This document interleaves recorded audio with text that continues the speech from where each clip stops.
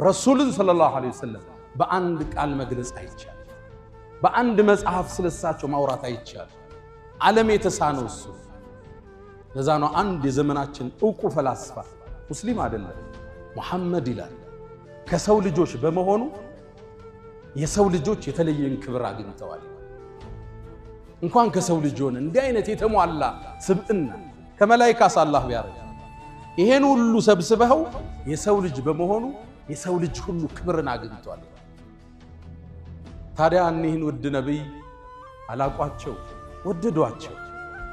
ተቋማቸውን በሳቸው ስም ሰይድ አላህም መወሳታቸውን ከፍ አደረከው። ወረፈዕና ለከ ዚክረክ መታወስህን ከፍ አደረግነው አላቸው።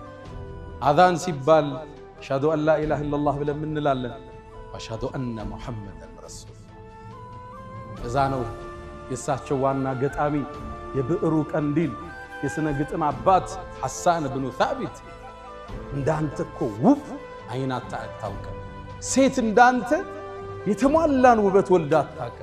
ኹልቅተ ሙበረአን ሚን ኩል ዐይብ ከሁሉም ጉድለት ነፃ ተደርገ ተፈጠረ። ከአነከ ቀድ ኹልቅተ ከማ ተሻእ እንደምትፈልገው ሆነ የተሰራ ትመስላለህ። የተሟላ ስብዕና